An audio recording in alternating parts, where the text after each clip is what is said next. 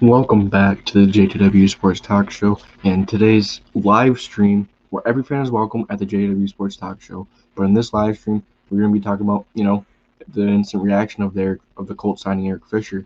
I'm really excited about the Colts signing Eric Fisher because, there were a few players that we were, a bit interested in there for quite some time, but, it ultimately came down to Eric Fisher. The Colts were saying, it kind of depended on the physical or they were going to meet with him and talk with him a little bit, but they have, they're really excited, and I'm really excited of who we're bringing in.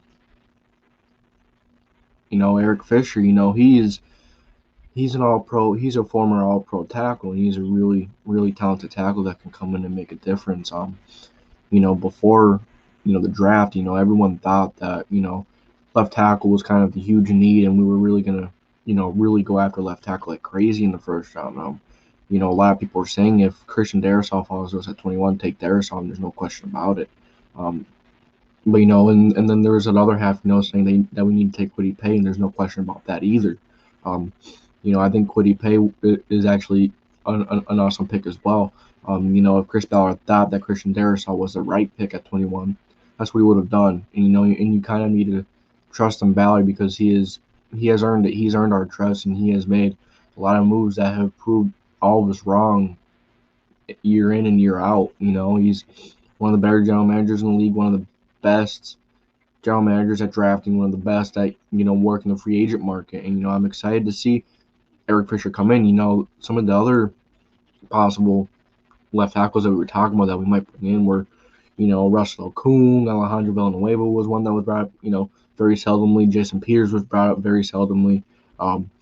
There was the Charles Leno Jr., who was probably the next one that had the best chances to make the Colts, or for the Colts to sign them. But, Charles Leno Jr., he's a very he's a good left tackle, but he's not he's nowhere near Eric Fisher when Eric Fisher is healthy. And we've seen when Eric Fisher is healthy, especially in the Chiefs, that he's one of the better tackles in the league. He'd come in and he's going to make a big difference on this Colts offensive line. He's not going to be able to play the first little while. He's not going to be able to play. He's just not going to be able to play right away. But that's okay. Chris Ballard did bring in a few guys in free agency and did draft a guy that can come in, maybe compete for that left tackle spot while Fisher is hurt, while he's still rehabbing and getting ready to come back. And some of those guys include Sam Tevi, who is a very popular name to start there right now. You have Julian Davenport, who is not many people are talking about him, but he's on the Colts roster and he's going to compete. And then you drafted that guy in Will Fries from Penn State, who is very versatile. He could play anywhere on the offensive line. You play left tackle, you could play center, you could play right guard, he could play left guard, play right tackle, he could play wherever you need him to play. He's a really, really good plug and play guy. He kind of reminds you of Joe Haeg. He's not the craziest of offensive linemen, but he's going to come in and he's going to be a decent guy. That could be a really good depth guy. It's going to be Will Fries. I think he's maybe the least likely. I think Will Holden is actually a really possibility here. No one's really talking about Will Holden maybe, going to the Colts, or no, he's already with the Colts, but no one's talking about him maybe playing left tackle while Eric Fisher is out, or no one was really talking about him at all. I think that Will Holden can step in and be a really solid guy at left tackle. We've seen it versus the Steelers. He stepped in versus the Steelers, one of the better defensive fronts in the NFL. He stepped in and he was a really solid tackle. And he was helped with tight end chips, running back chips. Big Q could help him. And the running game was really solid in the first half, which really helped him out as well. But I'm really excited to see Eric Fisher come in and make a big difference. It's just not gonna be right away, but at the same time, I'm excited because if it's okay if it's not right away, because later in the season that's the most what do you want to call it? That's the most important stretch of the season. The beginning. Who cares if you don't play well in September? Who cares? Maybe the first half of October. You want a strong start. You want a fast start to really help you. Make it a lot easier on you down the stretch, but ultimately, in what part of the season do you make the playoffs? In the beginning or the end? The end. and that's when you want to be your healthiest. That's when you want to be your best, and that's when you really want to be at your best, so you could go to the playoffs at your best and make it as far as you could. And I think this Colts team is very capable of that. This Colts team is very solid. I think Eric Fisher, when he does become healthy, I think he's going to be a really nice left tackle for Carson Wentz. In these running backs, and like I said, even if Eric Fisher doesn't start, the first few weeks, usually he's probably not going to start until then. Maybe end of September, if we're lucky.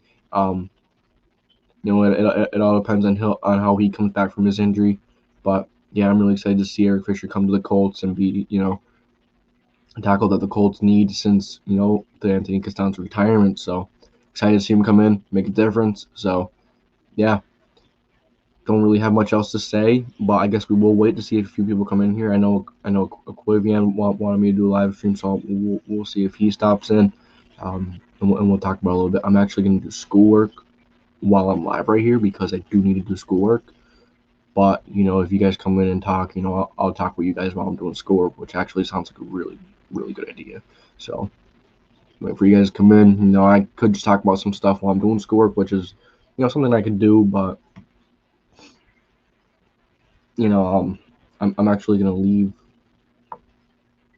this open while I have the schoolwork pulled up, so I can see your guys' comments if you do comments. So actually that's not gonna work, but I do have to do schoolwork while I talk here, so do that. And I did get a job. Hopefully, I applied. Hopefully, I could get hired so I can invest even more in this, which would be awesome. But yeah, now we're just really gonna wait for people and just chill here until someone really joins up. I could.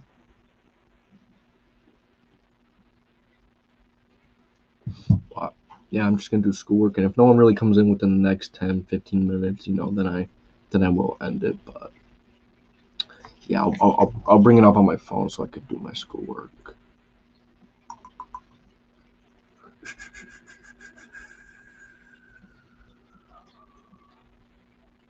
Let's see. Okay.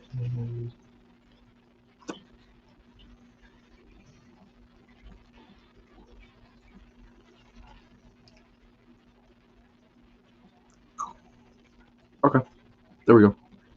So, yeah, we will just, I'm just gonna chill here and do schoolwork while I watch the chat flow and see if if anyone comes in. If no one comes in within the next 10, 20 minutes, then we'll call it a wrap. We won't really talk, but I kind of talk about what I want to talk about.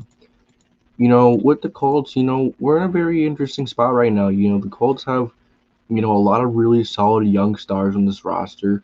Jim Irsay has talked about that Braden Smith and Darius Leonard contracts could be, in the near future, which I think would be a really good move. I'd rather sign Darius Leonard now rather than later, so that no other middle linebacker. Oh, there we go. Hey, we got someone about time. Hey, what's up, Stephen Crossio? I think that's how you say it. Hopefully, I didn't say it wrong, but hey. Yeah. We actually did that. I was waiting for quite some time. It was obviously between Leno and Fisher. It was the big thing with Fisher is that injury, but I'm happy to see Fisher come in. Because even though he's not going to come in straight away, he's still got to get that's going to be there in the most important time of the season. Towards the end, playoff time. But yeah, excited to see Fisher come in. And make a difference. But if you want to talk about your Titans, go right ahead, man. I'm just doing schoolwork here while I'm talking to you guys because I have to do freaking schoolwork. But I figured I'd go live, do some schoolwork, and talk to you guys about Eric Fisher and Colts and anything football. So just go ahead, ask away whatever you want. But yeah, I'm excited for Eric Fisher. Even in week one, or even in the first few weeks when Eric Fisher isn't playing, I'm still pretty confident in this group because we do have some guys who are gonna. Oh, oops, my bad. We do have a few guys that could step in. Chris Bauer brought in a guy in Heavy and Julian Davenport. We drafted a guy in Will Fries from Penn State. Heavy is a popular name because of how bad he was over in Los Angeles with the Chargers. He almost got Justin Herbert killed a few times. Not no worries about that. But Julian Davenport is not a name that can make it there. You have that Will Fries guy from Penn State who I think is a solid guy. He maybe not solid, but he kind of reminds me of a Joe Haeg. I don't know if you remember him, probably not, but some Colts fans might. Joe Haeg was a really versatile backup. He could play guard, center, left tackle, right guard, anywhere. He could play anywhere on the offensive line. He could come in and make a difference and help this team out. So I think Will Fries is going to play a similar role to that. I don't really think Danny Panthers is going to be that guy. Um, I think he's more of an inside offensive lineman. But a guy like Will Holden, I think would be a really solid option because he stepped in versus a very stout Pittsburgh Steelers defensive line, and he really showed out. He really played decent. Now, granted, yeah, he was helped with some tight end chips, some running back chips. He was helped here and there by he would just help by you have your guy in Big Q who would help him out as well. But yeah, I'm really happy to see that we bring in Eric Fisher because he's gonna make an impact later in the season. Of course, I was kind of saying when he comes in he's gonna be really good, but I kind of got to take into consideration here that he's coming off an Achilles tear. I believe it was. Yeah, I believe so. Gorgian. I'm gonna try to say your name right. Gorhan. I'm gonna think that's the H sounds like an H. Gorhan Ninkovsky. Great sounding. Yeah, I agree. Even though he's not gonna be able to come in week one, he's gonna have that Achilles tear, and even when he does come back, he may take a little while to get back into the swing of things. But in a system, this was kind of coming because he has that connection with Chris Bauer back in Kansas City. So yeah, I think it was a really good signing. I'm excited to see him come in, and make a difference. Even though it's not gonna be right away, he's gonna come in. He's hopefully gonna be at his best when it matters most towards the end of the season, towards playoff time. So yeah, no one's touching Wentz. Oh yeah, for sure, man, for sure. No one's touching Wentz now.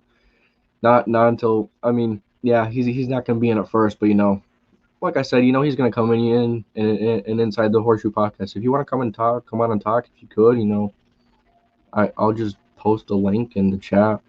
If anyone wants to join up, join up. I know it's a Monday. I know it's 1:30 on a Monday, so it's very difficult for you guys, for many people to join because they're at work, school, whatever. But hey, if y'all want to join up, go ahead. The link's right there. Join up, and we'll talk Colts football together. And I'm excited about it. Could you imagine Eric Fisher coming in and when he's really at his best, right next to Quentin Nelson? That's gonna be awesome. And Frank Reich knows how to help the offensive line too. He knows how to play towards all the players' strengths, and that's one of the reasons why he played so well with Carson Wentz in Philly because he coaches a player to the strengths and he plays. He goes with the strengths and he builds upon those strengths. There's a chance Eric Fisher could still miss the beginning. Yeah, that's what I'm saying. He could still definitely miss the beginning, and yeah, it sucks, but at the same time, that's the reason why we're able to get him at the price of it. I think it was like 1 year, 8 point something million or 9 point something million. Not 100% sure, but we got him at a great price for the player that he can possibly be for us, and possibly be one of the best tackles in the league. That is a bit of a long shot because he is coming off the Achilles, and he may come back a little slow. That's a given for a player coming back from a serious injury, but he's going to come in regardless. After that, and even if he's half of what he was in that year that Kansas City went to the Super Bowl, he as we've seen and won the Super Bowl, he was an extremely solid tackle and was one of the big reasons they won. And then you see in the past Super Bowl versus the Bucs when he's not in, look what happened. As Mitchell Schwartz and Eric Fisher were both out, I believe. And that really made a big difference. And, it really showed how talented Eric Fisher and Mitchell Schwartz are. And that really had a big outcome in the Super Bowl, a big effect. So, yeah, excited to see Eric Fisher. I know I'm going to probably be saying a lot of the same stuff over and over in this, but, I will be trying to do a stream on Thursday. Maybe Wednesday for the I just lost my mindset. For the schedules. I'll have to join on stream next time. I'm going to be heading to the store. Hey, That's all good, man. I appreciate you stopping by, big time. I'm probably not going to be on here too long because I do have schoolwork I have to do, unfortunately. But I decided to come on here real quick to get a little break from schoolwork, talk to you guys about Colts football a little bit, or football in general, and then get back to it in a little while. So I appreciate you just tuning in. So if I see there's 5 people here, and if y'all have any questions, ask away, fam. But because I am going to be doing schoolwork, but I will keep talking a little bit. You know, I don't really know what else to talk about right now, though. Oh, we'll talk about the Braden Smith and Darius Leonard. Them. Jim Irsay wants to extend them soon. He came out. I think it was a week or like a week and a half or so ago. He came out and he said, he wants to get Braden Smith's and Darius Leonard's contract done soon. But will it? But will they get done? That's another question. But I think they should get done because if you wait too long for a guy like Darius Leonard, his price is only going to go up because you have your guys in Fred Warner. Fred Warner is a guy over in San Francisco who is another extremely solid linebacker, one of the best in the league. That's going to get an extension soon, and you kind of want your guy in Darius Leonard to set the market. You don't really want another guy in Fred Warner to set the market, and then Leonard price be even higher. It's not the point of being stingy and wanting to pay less, but that's the game of football. You have to save where you can save, and you have to, and you also have to do the best for both sides. You have to. So, yeah, and then you have a guy in Braden Smith. He's one of the most underrated tackles in the league. No one ever talks about him. One of the most underrated guys. He's been one of the best tackles in the league for a year, 2 years now. Coming out of college, he was a guard, and we had all those injuries on the offensive line, and you put him at right tackle. He does struggle quite a bit at first, getting beat by the faster guys and such, but he really adjusted and he really showed that he can be a really good tackle. Last season he really locked up guys like J.J. Watt. When J.J. Watt was on that side, he wasn't doing anything against Braden Smith, and that's why J.J. Watt put on the other side most of the game because he's not gonna do anything against Braden Smith. So you had to go on a guy like LaRaven or Chaz. With the schedule release on Wednesday, which games do you hope the Colts don't face at the beginning of the year? That's a really good question. I thank you for that question. That's an awesome question. I want to send that question back to you. You answer that in the chat while I'm talking about it if you want. But the team I really don't want to play in the beginning of the year, Rams is one. Maybe the Ravens is another. I face because we're. I don't know. The Titans are definitely a scary team. They definitely have Derrick Henry.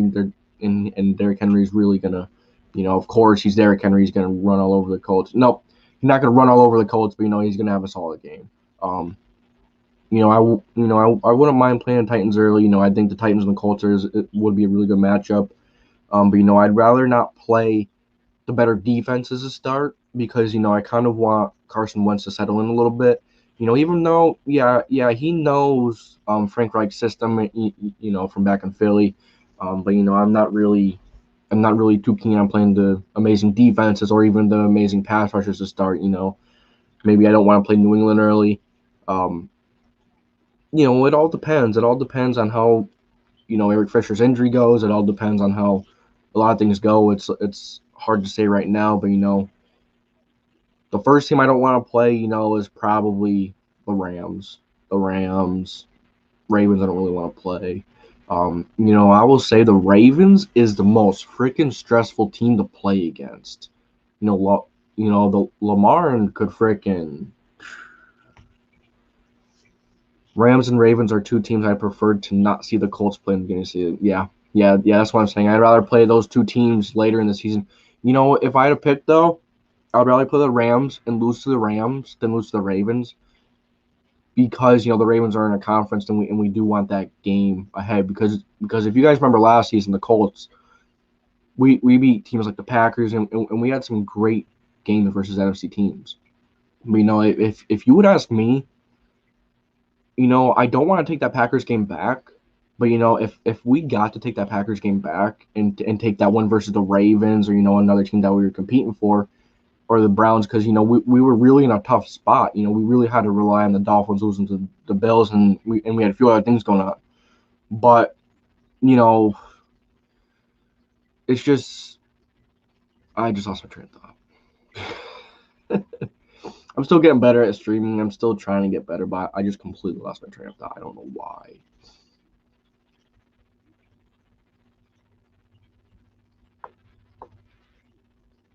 I just completely lost my train of thought. I can't believe I just lost my train of thought like that. Let me go back and stream. This is embarrassing.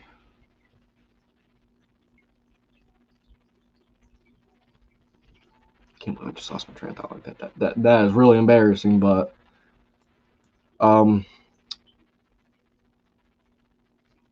with the Steelers and Browns. Oh, okay, with the schedule, I'd much rather take back that Packers win and have a win versus the Browns or the Ravens, because if we had that win versus the Browns or Ravens, that might have been the big difference of us making it. It's all hypotheticals, but it was a little, we were sweating a little bit versus, in that Bills versus Dolphins, all week we're hoping, it kind of sucked to have to rely on someone like that, to rely on another team. At the end of the day, we did make it, so, and that season's over with, but. Hi, Quivian. What's going on, man? I just had a really bad, embarrassing moment. I just forgot exactly what I was talking about, and I brought it back, but what's going on, man? How you feel about the Eric Fisher thing? I'm excited for the Eric Fisher thing. It does suck that he's not going to be in right away, but, we do have other guys, that Chris Bauer has that can, come in and maybe, be solid guys until he comes in. And you could also help them with tight end chips, running back chips. You could help them with all these different things. So you could help them with all these different things. So I'm really excited, and we're gonna get him back, and he's gonna probably be at the better of his game at the most important time. So that's the best. It's what you ask for. It's what you want. That injury is a little worrisome, but if you do think about it at the end of the day, it's kind of a blessing in disguise, however you want to look at it, because if he wasn't hurt, he was probably going to go somewhere for decently expensive price. And he probably wouldn't have been on the market that long, but because of that injury, no teams want to touch him. And his age, he is a little older. So that kind of led to him falling right into the Colts' lap. Best offensive line in the NFL right now, number one Colts. Yes, sir. Yes, sir. There are a few other really good offensive lines, in the Browns, and the Raiders was actually a really good offensive line last year, but this year they're going to be really bad. I'm trying to think. The Browns, Packers, some of the really good ones in the NFL, but I do think we are number one with Eric Fisher coming in. Really excited to see him come in.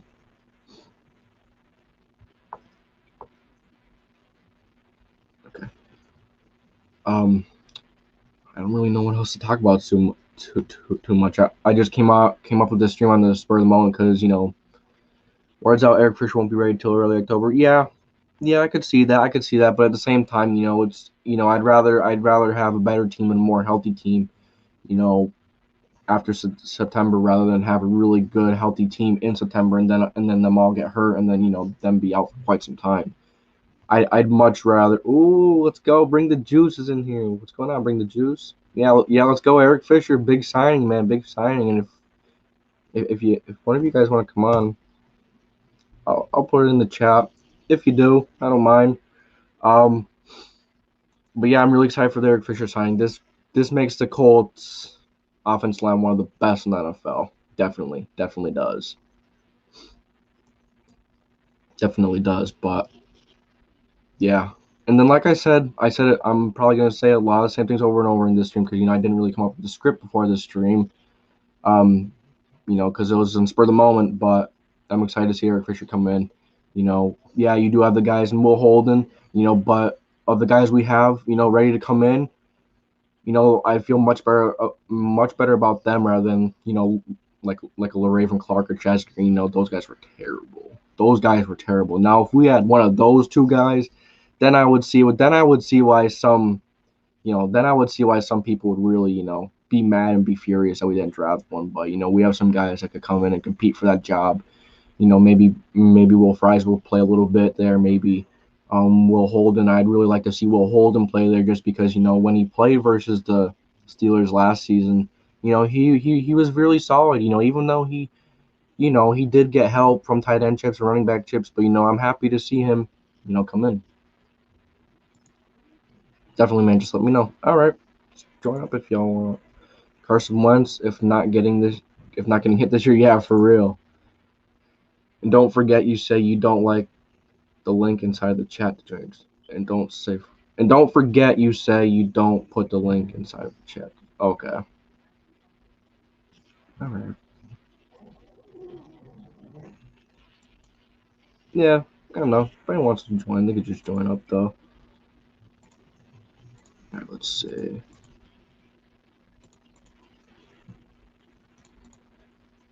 I'm trying to look for other things to talk about because I don't have much to talk about right now.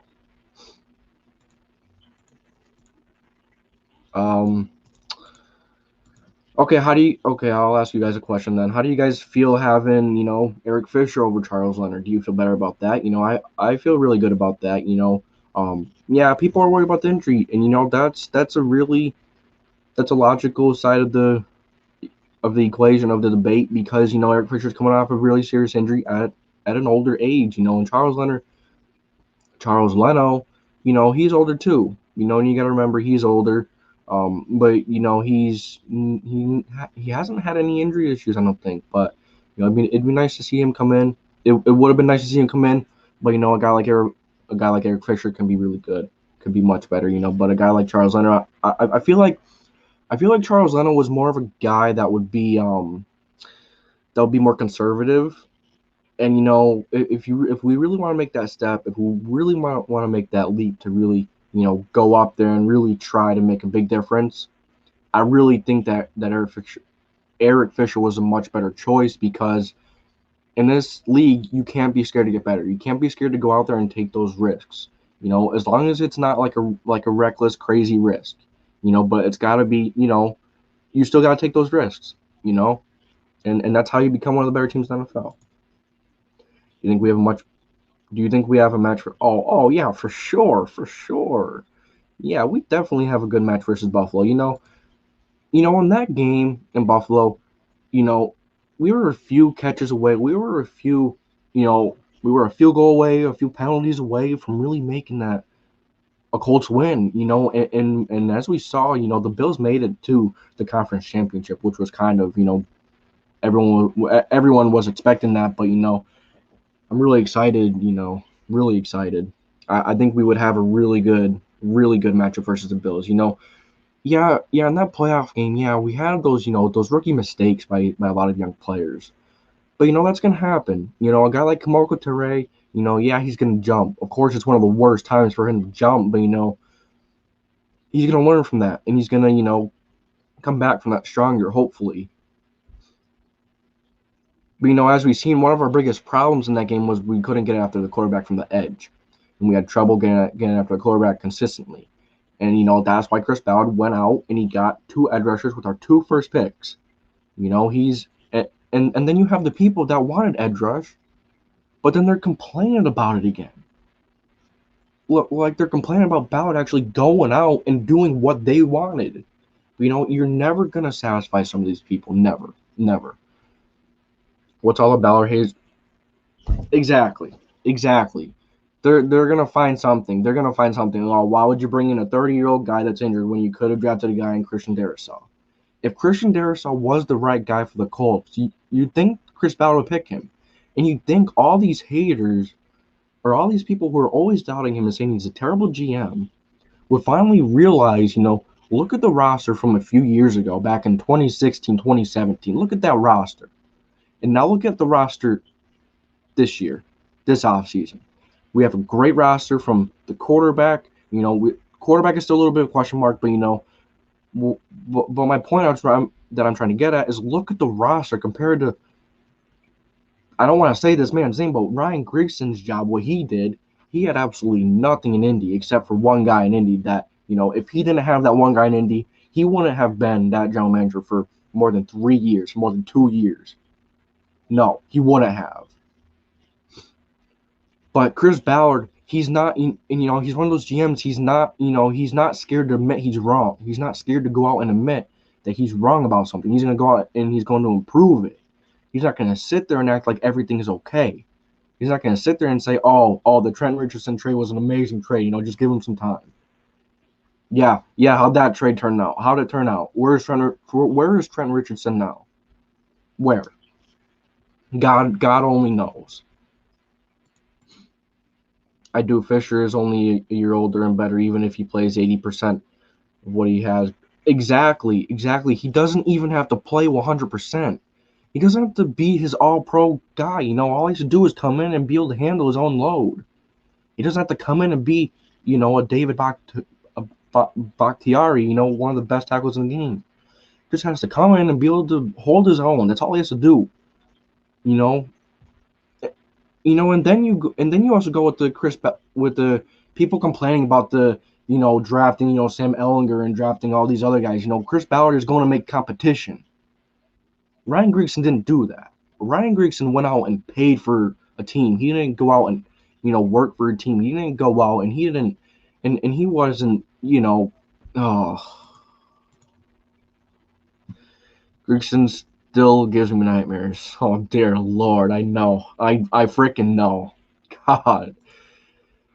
I'm so glad we getting our offensive line fixed because I don't want to see another Andrew Luck injury. Yeah, I'm 100% with you because, if you would ask me at the beginning of the season, if I wanted Carson Wentz, I'd say hell no, straight up.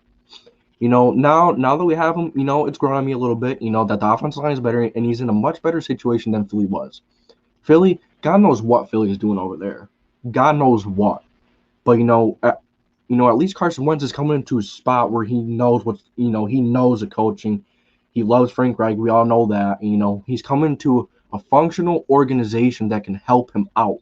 That's not going to, make it harder on him. They're not going to send him out there every game, say, get better yourself. You're the guy, so you have to get better yourself. You have to do it all yourself. No. Your job as a general manager and a coach is to put guys around your guy or whoever it is and put all these players in the best possible situation to be in. I think Trent Richardson works at my local Wendy's. Hey, he might so. I live in Nashville, and it's funny how much Titans fans and local radio hosts hate on Ballard. It's a division rival. That's a given. But then they backed their GM Robinson after he botched Isaiah Wilson pick, and now Brashad Weaver. Like I said, the Colts and Chris Ballard is not a guy that's gonna go out, do what everyone else is saying. He's not just gonna pick this player because someone else says that he's a great player. If Chris Ballard believes he's a great player, and if the Colts organization believes he's a great player, they're gonna take him. And if they think he's the right player, they're not just gonna go out and sign a random guy on a 4-year, $120 million contract. No, they're not just gonna go and give up first-round picks out of the butt for no reason. They're gonna have a reason, and they're gonna make sure it's the best possible way they can address the need or address whatever they need in the offseason. They're not just going to go and, take a shot in the dark. Sometimes you do have to do that in the NFL. But, you have to know when to do it and when not to do it. Look what Chris Ballard did last year. Chris Ballard really struggled, drafting defensive linemen, interior defensive linemen, but you see what he did last year. Last year when he traded the first-round pick for DeForest Buckner, that was probably his best move he could have ever done. Because if you think about it, in a year with so much uncertainty, in a year with so much, no one knows what's going to go on, he instead trades his first-round pick for a guy that's already known, for a guy that's going to come in and completely change this team, change the defense.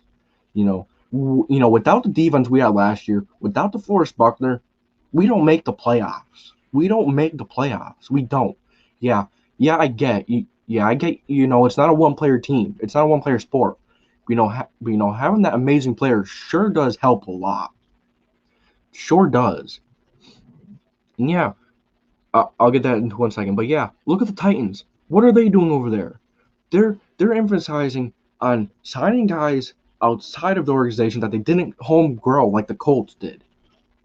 They're going out and signing Bud Dupree. They're going out and signing, and they signed a few other guys, and Denico Autry.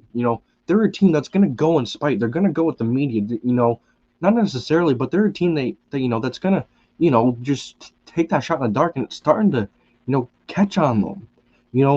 Not too much disrespect to the Titans. They're a really solid team. They're just, the Colts and Titans are two teams that do things completely different, two opposite ways. They nailed this draft this year, getting great players and good players for key roles, knowing all the contract extensions and everything coming up, plus us hopefully not getting first round pick next year. You know what? This is one of my favorite drafts. This is up there. You have Kwity Paye, who's going to come in, and Kwity Paye is going to come in and be an awesome freaking edge rusher. He's not going to be the greatest of pass rushers early on. He is, although, going to be an amazing run stopper. Yeah, the loss of Anthony Walker hurts big time. But we still have Leonard and Okereke who are going to be fine. They're going to be fine. But then, you bring in another guy in Kwity Paye, a younger guy, who you're going to have on that rookie deal, who has more upside, two different positions, yeah. But he has the upside, and he's going to, kind of make up for that run-stopping ability that Anthony Walker had. He's, kind of reminds me of a Jabal Sheard, but he's going to be much better than Jabal Sheard. He's much more athletic, much faster, he's much more upside at pass rush, and even much more upside at run-stopping.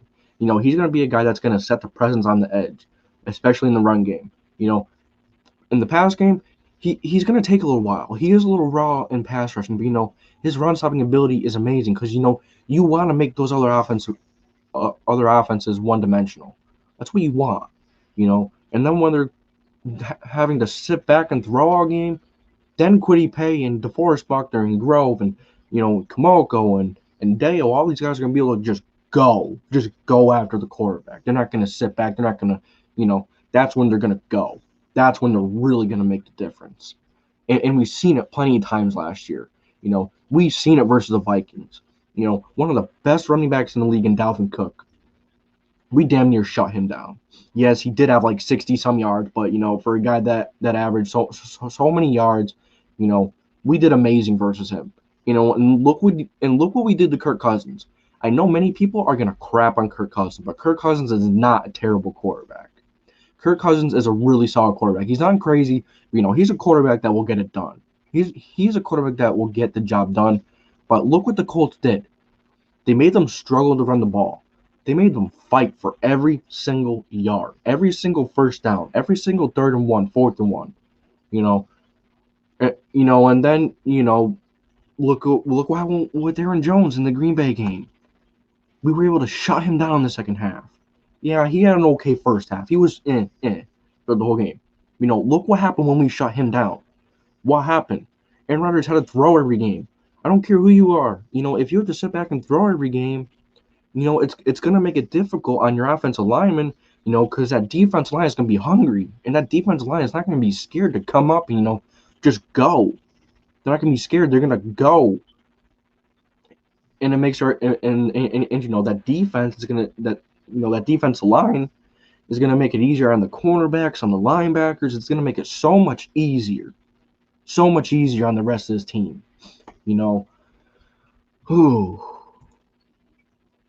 Titans are counting on Dupree to come in and be their pass rush savior. Colts choose to bring in the pass rush in multiple ways rather than overpay for a guy going off an ACL.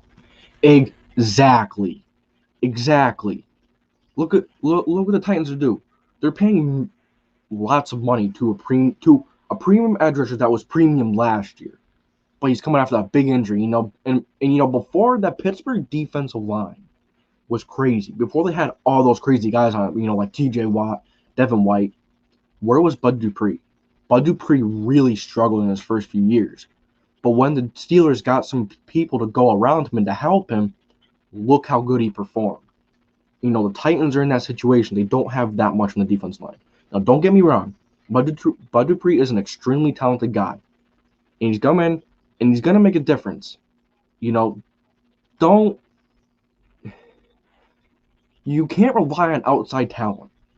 The best talent is your talent. I actually really like that saying. The best talent is your talent. No one else's, because you know your talent. You developed your talent, and you invested that pick in your talent. You know, your talent is the best talent because you know them the best. You know, but then the Titans also signed Danico Autry. You know, did they sign it to become better? Yeah, of course. But did they more so sign him to be in spite of us? Probably. You know, and then you look in the draft. Look who they drafted right before us in the second round, I think it was. Dylan Radunes, right before us, and they could have used a receiver. They could have used anything. But what did they do?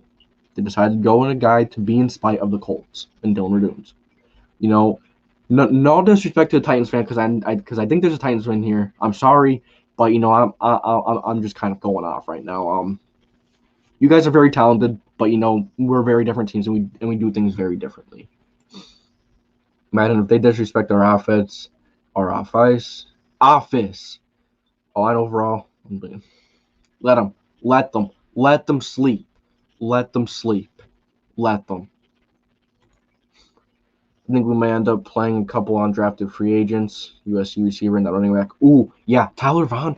I'm so surprised that dude did not get drafted.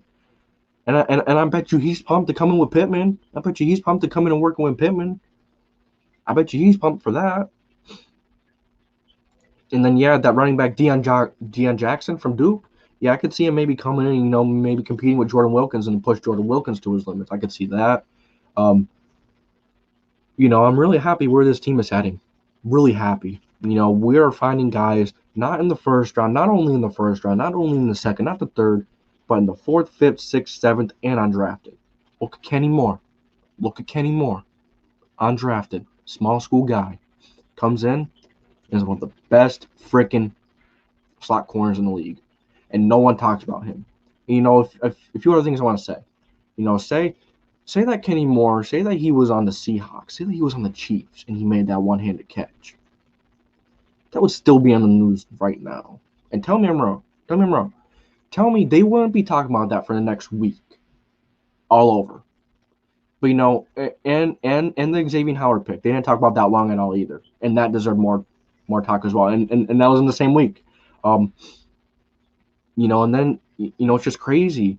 And then you look at the play that Ryan Fitz played, that Ryan Fitz made versus the Raiders. The Raiders guy literally had his helmet back, and he still somehow made the throw.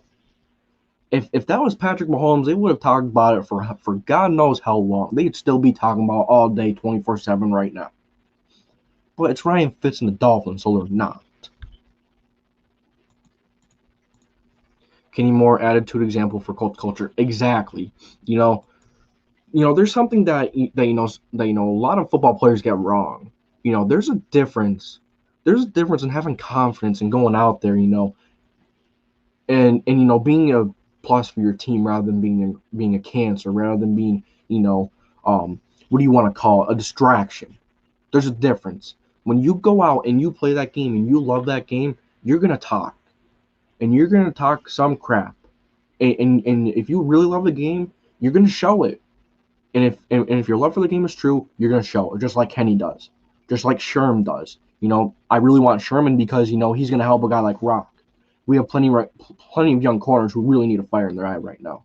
Yeah, we have Xavier Rhodes coming back, but is he the future? No, he's not. He's probably gonna be here one more year. So we really need to start looking at the future for the Colts cornerbacks. I think a guy like Richard Sherman could really come in and spark that flame in Rocky Ya-Sin's eyes. That's what Rocky Ya-Sin needs. Rocky Ya-Sin, you see him out there. He is so freaking, like, what do you call it? He's lost all of his confidence, but a guy like Richard Sherman will come in and reignite that fire. That's what Richard Sherman will do. Richard Sherman isn't going to come in and he's not going to cause problems. He's gonna make much better players in our cornerback group. Bringing in Sherman isn't just going to make us better now. He'd make us better in the future if he really sparks that flame in Rocky Ya-Sin, which he really needs because his confidence is gone, and we know that. Rocky Ya-Sin's confidence gone. Rocky Ya-Sin just not a great player right now. And you could see it, and you could see it in his play. He really needs that fire. And then maybe if Rocky Ya-Sin doesn't work out, even with Richard, look at Marvell Tell. he's a guy who showed out in his rookie season. He was really solid. So he could put a fire in his eye. Marvell Tuz has a capability to be a number 2, maybe a number 1 corner. We don't know. That's why we bring in a guy like Richard to maybe further along their development, to maybe bring that fire in their eyes, to play with that competitiveness, and then there's the other side of that argument. There's players that's gonna make distractions into a bad thing. Like look at a guy like Cam Newton. He's not toxic, but he loves the game, and he brings out the best energy of his players around him. Yeah, he was terrible in New England, but he did come down a little bit in New England. I'm not saying he's toxic. He was anything but toxic, and a lot of people thought he was toxic for being cocky. But there's a difference in being cocky, and there's a difference in loving the game than going out there and distracting your team and being a bad teammate and being a bad locker room guy to go out and do bad things. Think about that. Do you know much about Kylan Granson? Some compare him to a less athletic version of Evan Ingram. I like that comp considering they have the same size and both have good speed. Yeah. A lot of Colts fans, including me, kind of compare him to Trey Burton, but he's more athletic. He's got a lot more upside to him. He's kind of the Frank Reich guy. He's got the speed. He's definitely could improve in his run blocking a bit. And some people were actually really complaining about his hands, which is probably why they're making that Evan Ingram. Then maybe he's a lot less athletic with not as good hands. But some people haven't talked about since that game in Vanderbilt when he really struggled, which was a big game in Vanderbilt. He dropped quite a big few passes, but since then he's shown improvement, and he's shown he could be better, and that's a huge thing. He also has a great story, and he loves football. Great story, and loves football. So yeah, I don't know crazy much about him, but I know he's a more athletic version of Trey Burton, and I know he's going to come in and make a difference. All three of our tight ends have much different skill sets. You have Jack Doyle. He's a jack of all trades. He does everything well. And then you have your guy in. Actually, guys, give me 1 second. I'm going to see if I can get Cody or someone on. Maybe. I don't know, maybe. I'll try. Hey. I'll try.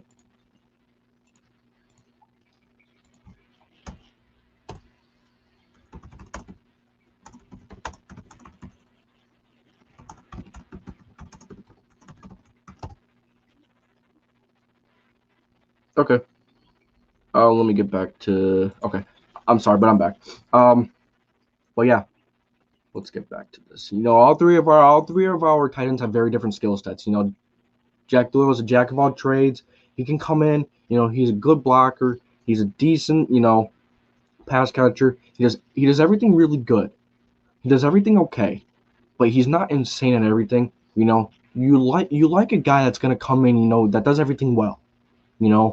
You like that. And then you have your big guy Amali Cox, those huge hands, former college basketball player from VCU, huge guy, not really that fast, but he can make those big catches. As we've seen throughout the season, he made some big catches.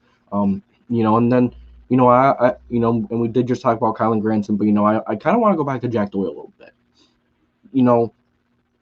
Some people are saying Jack Doyle could be a surprising cut, which is possible. That's very possible. He's definitely getting a little older, but at the same time, Jack Doyle's character, Jack Doyle's skill set, he's definitely not, not in his prime, but he's still a tight end that's going to come in and make a big difference, whether it's in the locker room or whether it's on the field.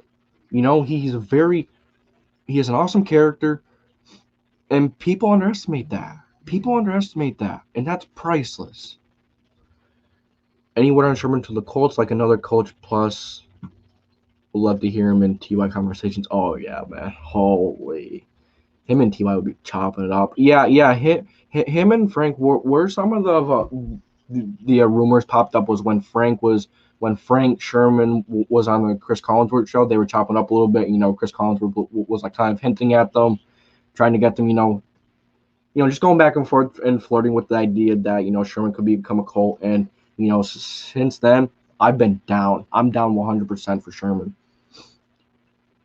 Eric Fisher, let's go. Let's go. We got a guy in Eric Fisher. We got a left tackle. Now, as I said many times, not going to come in right away, but he's going to be a guy that's going to come in, in the most important time. You'd rather be more healthy in October, November, December, January. You'd rather be healthy then rather than, have an amazing September with all your healthy guys, and then, guys get hurt, and then you struggle down the stretch. Just watch Greater about Brandon Burlsworth. Sad story, reminded me of that was a moment of silence for him.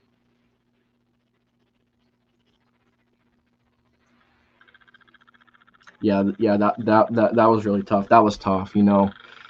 His brother playing it in college with him. That's a rough situation. I can't imagine. I hope the family does. I hope the family gets better, and I really hope the family does better going forward. I hope they, But yeah, let's go back to some of the Chris Ballard stuff, because I really got on a roll with that, and I have a few other things I want to say, and I want to go back talking about some of the past, if you look at the coach from that era too, and Chuck Pagano, a lot of people hate on Chuck Pagano. I get he wasn't an amazing coach, he wasn't a great coach, but he was okay. He was okay. He wasn't terrible. He really wasn't bad. He was, good, but and you love his story. He is a great person, just not the greatest of coaches. And you do see people making fun of him for the way he talked. He kind of have like the weird little thing, but he was an awesome dude. I liked him as a coach, but not awesome as a play caller. If you get what I'm trying to get at. But he was still good nonetheless, not terrible, but he's not amazing. He got the job done. Um, you know, so yeah, this was a pretty good live stream. I had a good live stream talking to you guys. I went on quite a few rants, Oh yeah, and we have that guy. I want to continue talking about some of this draft class. You have your guy in Sean Davis, and Sean Davis can be an extremely solid guy coming out. Really happy to see him come to the Colts. We really, kind of needed some depth at the safety spot because when we saw Curry Willis go down versus Steelers, the defense fell apart. Was it all Curry Willis going out? No, because it's a team sport. But at the end of the day, you do want someone coming in that's a little more capable of, I think it was Taekwon Wilson, if I'm not mistaken. We definitely needed some depth there. And a guy in Sean Davis coming in will provide that. He's a really solid guy coming in. A really good tackler, really hard hitter. He's not. I know you guys are probably gonna get mad at me for this, but he kind of, the way his play style and the way he plays kind of reminds you of Bob Sanders. I'm not gonna put him in those shoes because those are some pretty big damn shoes. But what I'm trying to say is that he plays like him, and he plays like he loves the game. He flies around. He's gonna make those hard hits and such. So excited to see him. Sean Davis come in and compete. He's not gonna be a starter. Not gonna be a starter, but he's gonna come in and be a solid guy. Malik resigned. Really? Really? I don't see anything about it, but he might have. He might have. I don't think so though. I want to be down for Malik. He I think I've. Thank God, now I'm struggling to talk. But the latest I've seen, I think he's interested in going to the Panthers or the Dolphins. After the Giants or after the Dolphins, they released that guy in Bobby McCann, I think his name was. They signed Jason McCourty or Devin McCourty, one of those two guys. But that was a solid signing for them. They did get a little older, but that was a really good signing by them. Yeah, I don't really know where Malik goes. I thought he was gonna go to the Cowboys, to be quite honest with you, but then they signed Keanu Neal and then they signed Devontae Casey, so I don't think he's really going there anymore. I could see him going to the Ravens, even though the The Ravens did sign a guy, an undrafted free agent. He's a safety from TSU, and he is very underrated. He's an underrated guy to make the roster. Watch out for him. I don't remember his name though.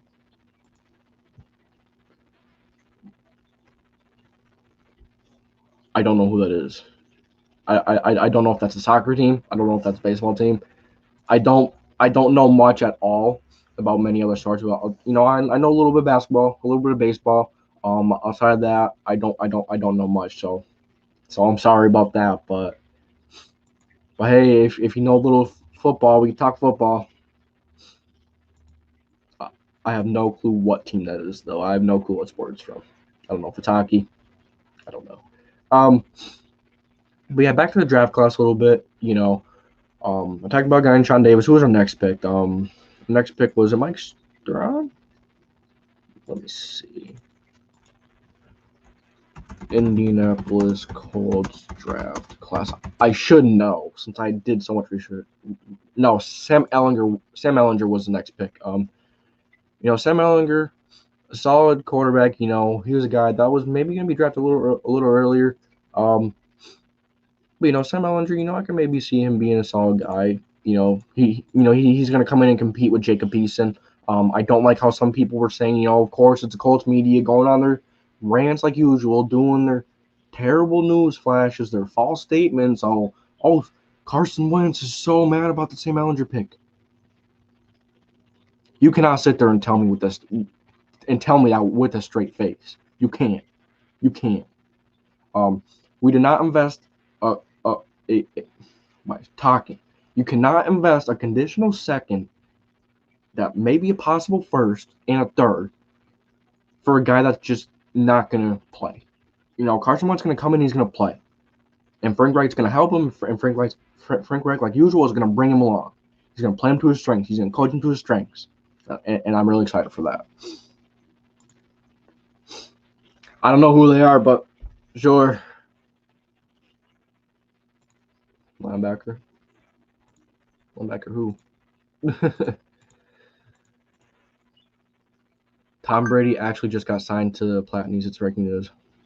I don't know what that is, man. I don't know what that is. Maybe he did, maybe he didn't. Let me look it up. Platens? What is it? Platense. Platense. I'm guessing it's Club Athletic Go. I don't know what. Argentina Sports Club based in Florida, Buenos Aires. Okay, yeah, so that's something I actually never heard of. I apologize, but maybe you did. No, I know he really didn't, but draft. Oh, okay. But how do you guys feel about the draft class? How did you guys feel about it? Were you mad that we picked Kwity Paye over Darius? How do you guys feel about that one? At first, I was really mad about it. I really wanted Darius, but you kind of gotta believe in Chris Bauer, and Kwity Paye really. Oh, okay. Oh, I wasn't sure what you were talking about. I think it's the guy from Kentucky you're talking about, right? Oh, let me see. Indianapolis Colts UDFAs. You have. Let's see. I know we have Deion Jackson, Tyler Vaughn. I can't find any. Okay, let's see. Tyler Vaughn, yes.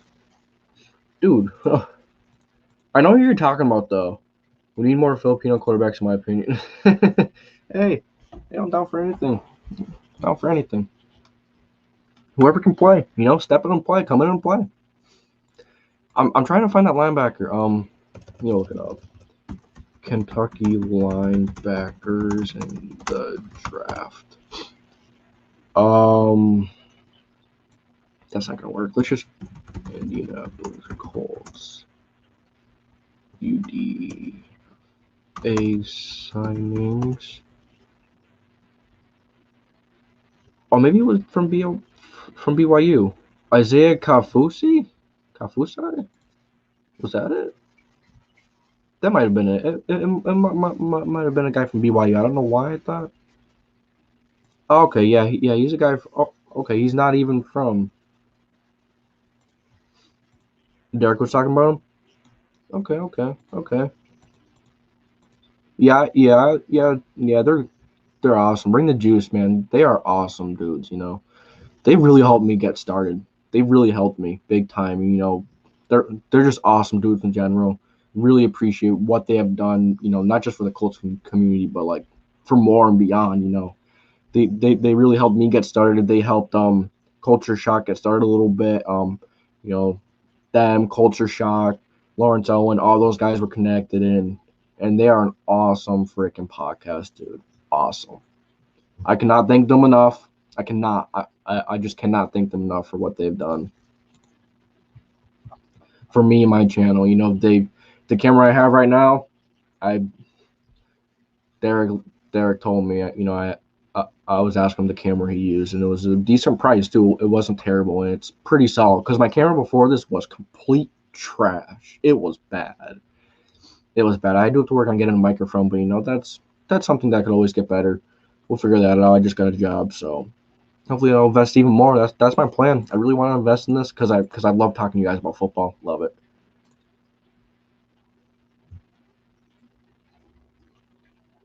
I know you're playing with me. You gotta be playing with me. You got me messing around. No way. Jaguars are planning on signing Tebow now. Dang. That'd be something, though. Obviously not to. Oh, maybe he'd be tight end. Because, of course, not to be quarterback. Of course, but maybe let him come in and be tight end. Rumors say Bill Belichick cloned 7 Tom Brady's to make the Patriots win every Super Bowl. Oh, jeez. Have good sound system interface, home studio, but too nervous. Yeah, I know. I've been too nervous. Like you could right there. I stutter too much, and I don't know. I'm getting better though. As you've seen, the second half of this stream, I feel like I actually did a lot better. But yeah, I do appreciate that. Appreciate the compliments. I do have to work on not being nervous. I have to work on just talking, just not, going crazy. I report tweeted it. Oh, okay. Something that'd be something. I think I actually heard something about that before, like a while ago, but I didn't buy into it because you know how a lot of that stuff is. But that'd be something if he came in and beat as a tight end. Be cool. And yeah, man, I'm saying we better watch out for the Jaguars. We better watch out. I'm just saying we better watch out for the Jaguars, man, because they are very underrated right now. They have some really young playmakers.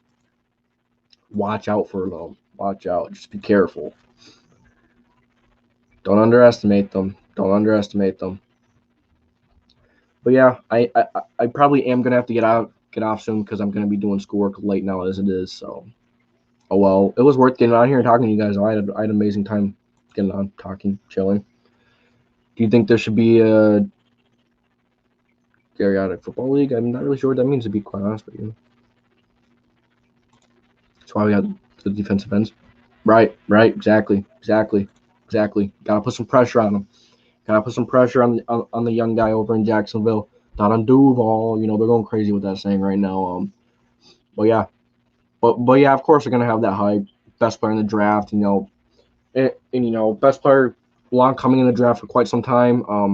Everyone knew he was gonna be a best player for like 2 or 3 years now, which is that's impressive. That's impressive because usually someone comes up and really overrides that guy. From the year before you're talking about for the draft, someone usually comes along and really overrides that.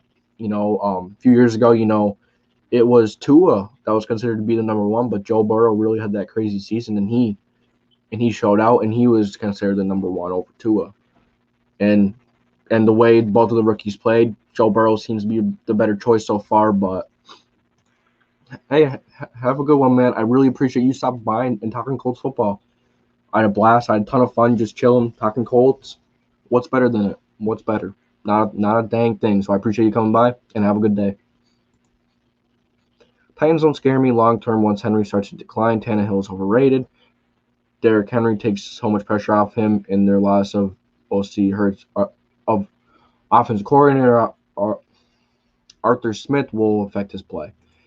Yeah, I think so. I don't think Arthur Smith will affect Derrick Henry too much. I think Derrick Henry is just one of those players that's just gonna, you know, just gonna be good no matter what. Kind of, because their offense line really wasn't that crazy last year.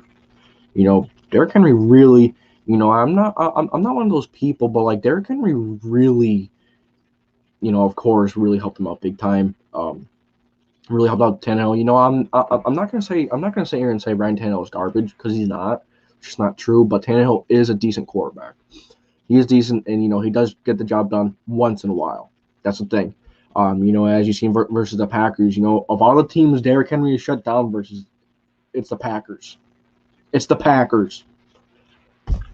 That made absolutely no sense because the Packers defense, the running defense did get a lot better towards the end of the year, but still, but yeah, you've seen once the Packers stopped Derrick Henry, where was Tannehill?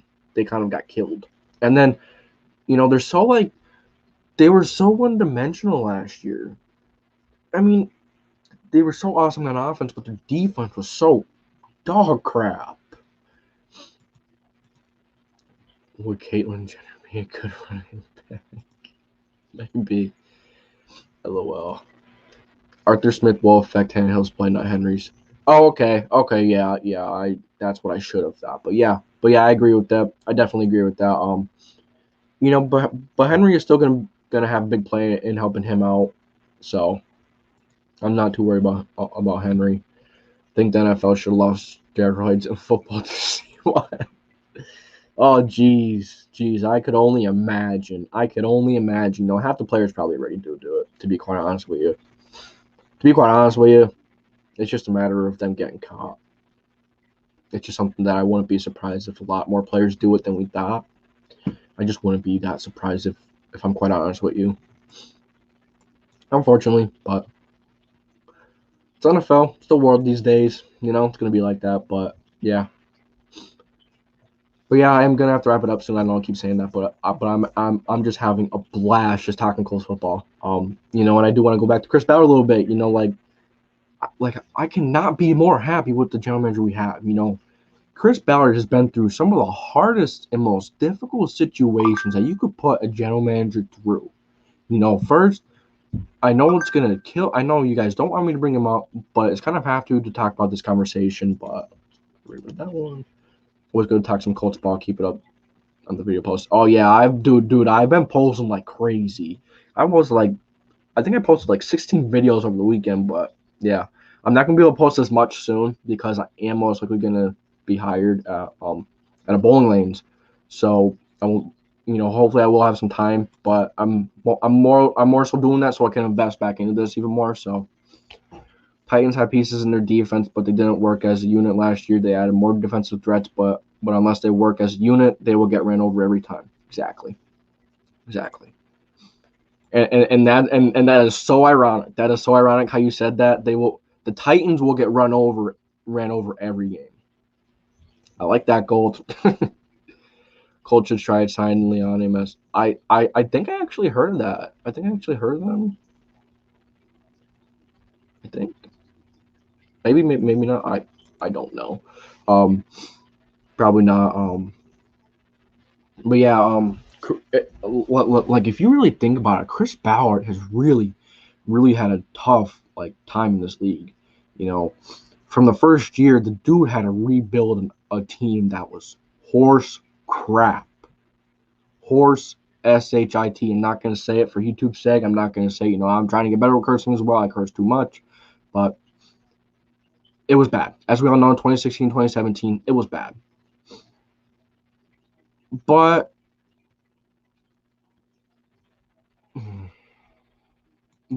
as we've seen what Chris Ballard did, he's been through so many obstacles. Why do you think the New York Giants are the worst? Oh, you're just trying to get gold going, aren't you? they're not the worst team. They're actually one of the better teams in my opinion right now. They've made a lot of big moves, a lot of big acquisitions. I think they can be a really solid team in the upcoming few years. It's mainly on Daniel Jones, man. Mainly on Daniel Jones. You know, the Kadarius Toney pick was a little questionable for me. You know, I'm not saying Toney is a bad player. He's an amazing player. The only thing I had against that pick was that, you know, they already had a lot of threats for Daniel Jones, and you know, a guy like Kadarius Toney, how much is he really going to see the field? Like, I think he's going to more so be like a gadget player. You know, I don't know if he's going to get a lot of targets because of the Kenny Galladay, Shepard, the what is it? Tony, of course, and then you have Ingram, Slayton. You know, I just don't know how it is. You know, picking a gadget player that's not really going to be on the field or maybe get that many targets in the first round. You know, but they have a plan. You know, I honestly, if I was a Giants, I would have taken Kwity Paye or maybe Darius on. You know, maybe move Andrew Thomas to the other side and put Darius on. That would have been a really good pick for them. You know, they could have taken a guy in Kwity Paye who would have been a really good edge rusher, but I don't know. I'm not sure. Whoa, sorry, Robo. You won't be. Hey, nothing's guaranteed. Sounds better than us because if we didn't take JOKA,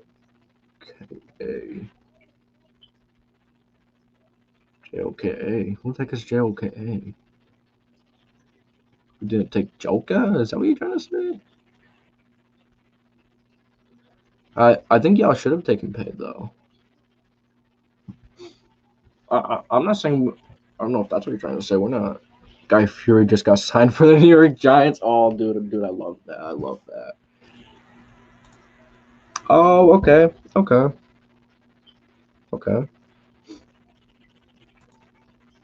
No, I mean, Darius would have been there. There would have been other guys there most likely, but you know, the draft went out. Trent won. I'm not saying Toney is a terrible player. He's not whatsoever. He's one of the better receivers in the class.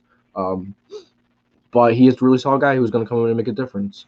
I'm not saying he's terrible. I'm just saying that for like the volume of the offense, you know, you have Ingram who might be playing the slot. You have Rudolph who might play at tight end when Ingram's at slot. You know, is Toney really a guy that's going to take first round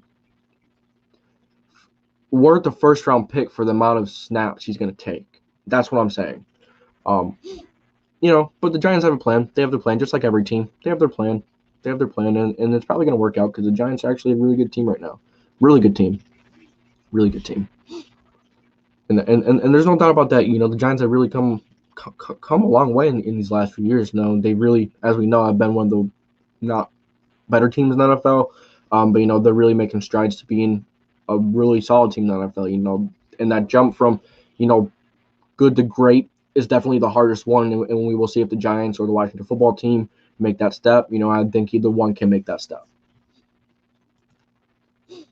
I'm just so happy that the Giants might be good this year. Hey, y'all are probably going to be really good. You know, really good defense, decent defensive line. Linebackers, you know, are solid. You know, you guys did draft a cornerback in Aaron Robinson, I think. Azeez Ojulari was a really good pick later on. When it comes to sports, all I see is laws is the Giants sucking the Teals. Hey, you got to go through those times to get through the better times, right? Giants fans love. Take it a little easy on them, man. Take it a little easy. We all know this. We all know they've started with winning, but that's gonna change this year probably. It's all on Daniel Jones. A lot of it's on Daniel Jones. You know, you with Tro, bro. He's just playing around. He's chill, dude. He's just playing around, but kind of like me. You know, he messes around a lot, but he doesn't really mean it. But yeah, I'm excited to see how the Giants are going to do as well. You know, that's a team I'm going to be watching closely this year. I want to see Daniel Jones do good, but will he? Hopefully he does with all the weapons he has around him, but we don't know if he will. You know, but back to the Colts a little bit. You know, Chris Bauer, one of the better GMs in the league. You know, for how much he's been through, for how much he has been having to go through. You know, it's going to hurt me to talk about this, but you know, with the Andrew Luck situation, with him coming in, you know, struggling with that. Struggling with he traded a guy in Philip Dorsett for Jacoby, who was a really solid guy for the Colts. Not an amazing guy on the field, but he was okay, and he gave you a chance to win every game. But his biggest role is off the field. He really was an awesome dude off the field. I really love the dude. Maybe not so much as a player, but I freaking love Jacoby's attitude. I loved his freaking personality. RuPaul's in linebacker for the Giants. I don't even know who that is once again, but yeah, like I said, I'm really excited to see what the Colts have in store. And then you go from Chris Bauer having to deal with that shoulder injury, to building that really good team that year where we started 1-5. We come back. That was one of my favorite seasons of all time. I missed that season so bad. T.Y. Hilton had an amazing year. T.Y. Hilton went off. One of the things I want to see, one more time, I really want to see a long play of the fade of T.Y. Hilton going over the top. I want to see it again. One last thing I want to see from T.Y. And I also want him to hit 10K, because, if he hits 10,000 receiving yards, the Colts will be the only team in NFL history, with 3 receivers in history with 10K receiving yards or more. Reggie Wayne, Marvin Harrison, and now T.Y. I really like Easton as a backup just to learn and shape up the arm, because he has raw talent. If he uses it right, he's going to be great. Yeah, but he doesn't have the work ethic that we Colts like over here, Chris Bauer, like we talked about Gold, Chris Bauer, he's a guy that emphasizes character over everything. Character and talent is very rare to him, and it is. He could be a really good quarterback. But, and he has an arm to do so. He's not really that athletic, but he has a really good arm. He can move around just as needed a little bit. He does need to work on his throw on the run. But, us drafting Sam Ehlinger just shows that, Chris Bauer is not a huge fan of him. Drafting quarterbacks 2 years in a row, one in the 4th, one in the 6th, I believe it was. And for months upon months, Chris Bauer was, was going on of like, Jacob Eason as a 4th-round pick, he needs to sit behind, learn, become a better player. He said that all season. But then if you go to the Sam Ehlinger pick, he's like, oh, we love Sam Ehlinger. We love what this kid has.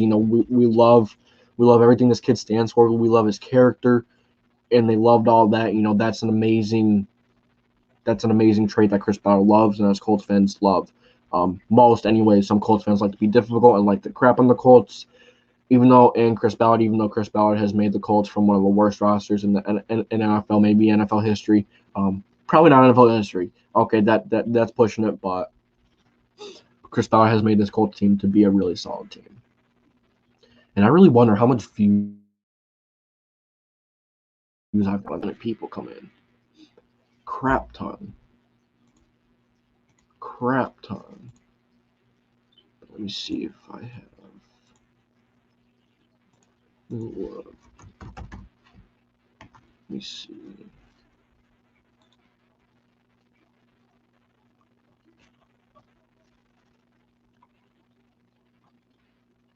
Okay. So, anything else that you guys would like to talk about until I get off here?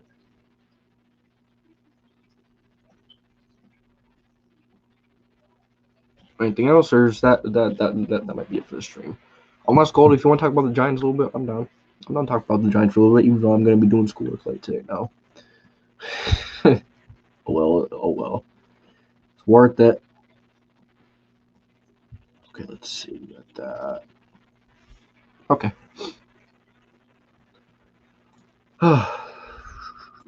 Bring the juices in here.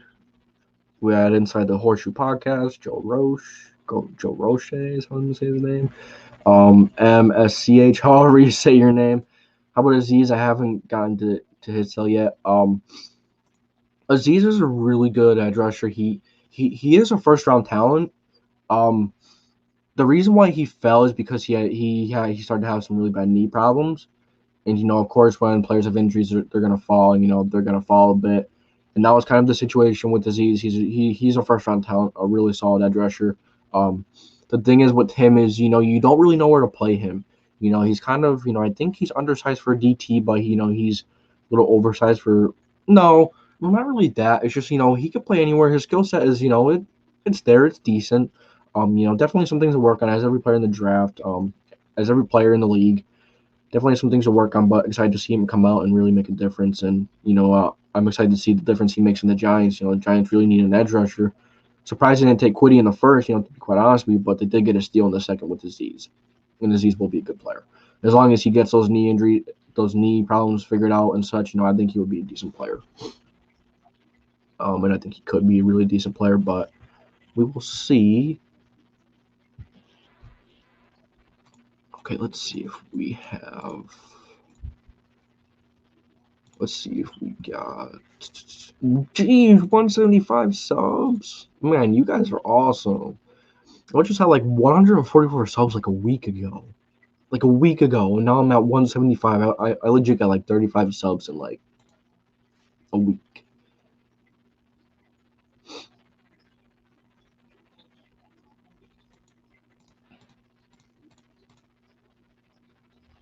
So I'm just trying to find a few other things to talk about for the Colts, Giants, anything. Maybe we'll talk a little bit of the AFC South again. Some people say that the Davis Mills pick is a really bad pick, but it's really not. That. Okay, gold. All right, I gotta go finish my schoolwork. See you on Friday because I'm feeling. I bet. Good. Happy to know you're feeling better because yeah, Ryan told me that you were feeling crap because of allergies, but for sure, rest up, man, and good luck, Giants. But yeah, I guess we'll talk about the AFC South a little bit. If you're a Texans, some people say that the Davis Mills pick was crazy and it was bad. It's not terrible. They do have to prepare for the future a little bit because, Deshaun Watson and things up in there with him, he's probably not going to play this year. The Texans are really, really not letting him do much, not letting him do what he wants. It's really a shame because he's a young player. But, if those allegations are true, then he kind of doesn't deserve to play in the NFL. But, I don't really want to get into that stuff here. But, yeah, Davis Mills really isn't that bad of a pick. He could come in and sit behind Tyrod maybe. Coming sometime throughout the year, next year, whatever. Obviously the Texans are a hot mess. They have absolutely, they're crap. They're crap. But yeah, they're crap. And then you go to the Jaguars. Some people are really, really underestimating the Jaguars, which it better stop before it's too late. Because the Jaguars are a really good team, a really young team. That's the only big issue.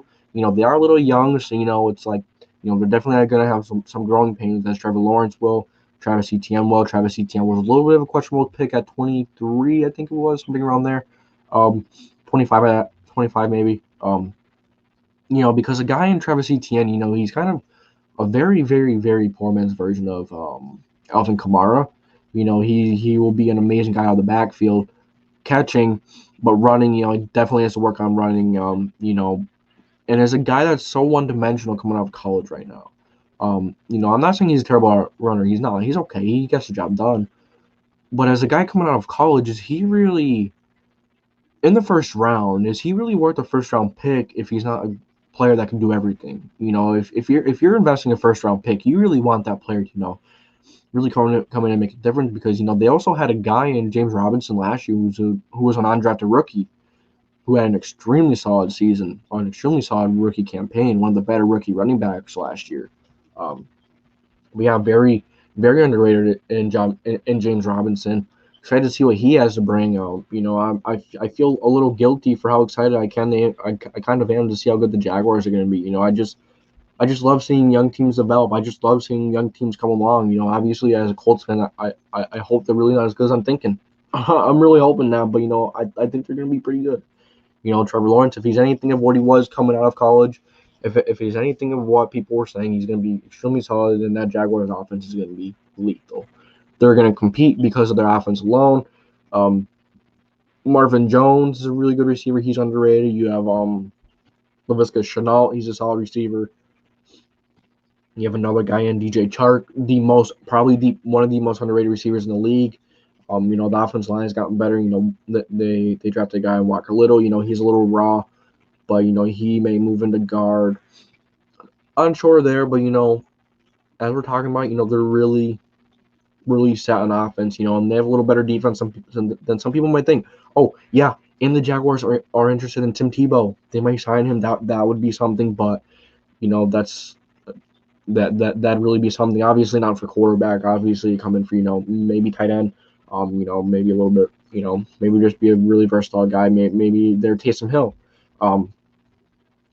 The Jaguars are a very young and up and coming team. The defense is really good. No, why did I say that? Their defense really isn't that crazy, but they do definitely have some playmakers that can make a difference. They have Caleb Von Chaseon, Josh Allen, who are going to be linebackers. I'm pretty sure. The Jaguars probably aren't even sure as of right now, but all players that could really come in and maybe make a difference on this Jaguars team. They signed a guy in Shaquille Griffin. They have a guy in C.J. Henderson, who was a young guy, top 5 pick a few years ago. Now, will he pan out? That's still a question right now, but it's still a possibility that he's still a really good cornerback. They have a guy in DJ Hayden. They have a few guys in Sidney Jones who are going to compete for a slot position. But the signing in Tyson Campbell or the drafting in Tyson Campbell was kind of was a little questionable to me because Tyson Campbell he's more of a slot guy, or no, he's more of a boundary guy. He's quite the opposite of a slot guy. He's more so of a boundary guy, but I don't really see him going in to be a solid slot, to be a difference maker in the slot versus AFC South or any other teams. I don't think Tyson Campbell is a slot guy for the Jaguars, but nonetheless he's a talented guy that maybe the Jaguars are just bringing him for competition. But a second round pick, kind of want a little more than competition for a second round pick, but you're gonna get competition everywhere, no matter where. So I'm really excited. It's gonna be fun to see the Jaguars grow. Just not fun being a Colts fan as they grow. I still think we will be able to beat them. Maybe once. I think we'll beat them once, maybe twice. Maybe our defense will give Trevor Lawrence fits. Those defensive ends that we drafted. The Jaguars always do give us some kind of problems. So that's that. But I'm excited. I'm excited for this Colts team in general too. I'm going all over the place here, but this Colts team is looking really good. I would say that the Colts are the most well-rounded team in the AFC South. Really good offensive line, especially with the addition of Eric Fisher. Not going to come in right away, but still a solid guy that is going to make a difference when it matters most. He's most likely going to be ready for early October, mid-October, somewhere around there. But, that's when you want your guys to get healthy. That's when you want to get healthy because if you're healthy in the first month, if you start 4-0, but then you really go on a downward spiral in the most important part of the season. Towards the end of the season, that's the worst thing. That's the worst thing that can happen. You'd rather not so hot of a start, but a really strong finish, a really hot finish. It's what you want, because that's what matters most. You want to go into the playoffs being a hot team. You want to go into the playoffs, having your confidence up, clicking on all cylinders. That's the ideal situation going into the playoffs and later on in the season, if you do make the playoffs. But I think the Colts will make the playoffs. Even though the AFC is really competitive. You have your teams in the Browns, the Ravens, and then you go to the AFC East. You have the Bills, the Patriots who are ascending. You have the Dolphins, who is a solid team. You have a lot of solid players and a lot of solid young teams all around us. A lot of young and upcoming teams.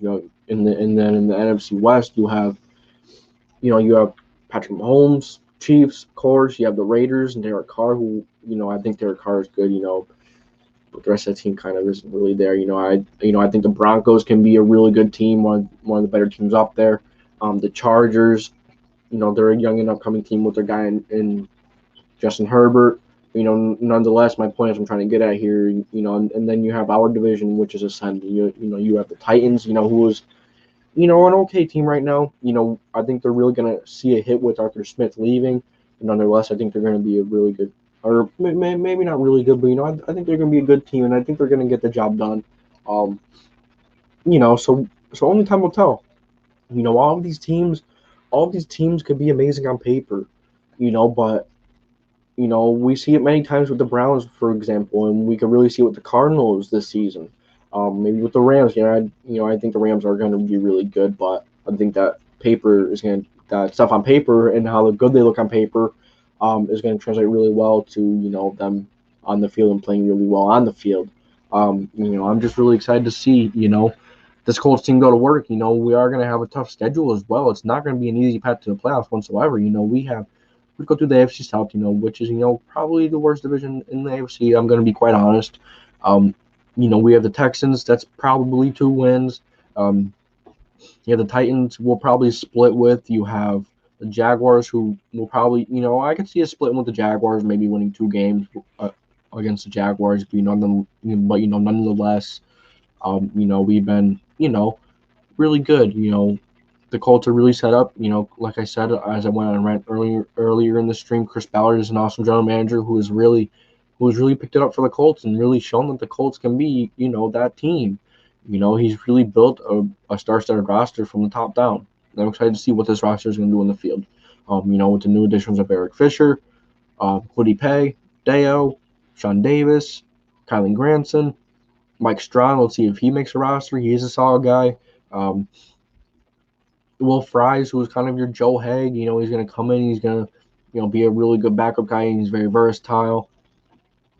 Kylan Granson is really versatile as well. He played a little bit of running back before he played tight end. He can play in the slot. He's an amazing run after the catch guy. His instincts are really good against coverage. Just a really, really good deep vertical threat tight end. I'm excited to see. Do you think this pass rush is back like Dwight and Mathis? Not yet. It definitely has the potential to be, really good. But putting these young pass rushers in those big shoes can be, quite an unfair, comparison. But it's kind of a fair one. You're kind of just, seeing if they're going to be like them, and I think this Colts team and these young pass rushers can be decent. Especially with the help of DeForest Buckner on the inside and Grover Stewart. I think these young guys on the outside are really going to, prove to be really solid coming off the edge and terrorizing quarterbacks. Kwity Paye, he's a really solid run stopper. He's a little raw in pass rushing, but, I think he's going to come in. And of course, he's going to learn. He has things to work on, but, he's going to. He could be, this pass rush can be back, like it was with Dwight and Mathis. Maybe not as crazy, but maybe it'll be really solid to the point, where it really gets the job done. And, it's a big strain on his team. And then you have, still with Kwity, Kwity is a really solid, guy coming out. As we all know, it's twitchy. He's really, he really put his foot in the ground and cut and move. I'm excited to see what he's, and we're saying that for a defensive lineman, for an edge rusher. So that has to get you excited right there.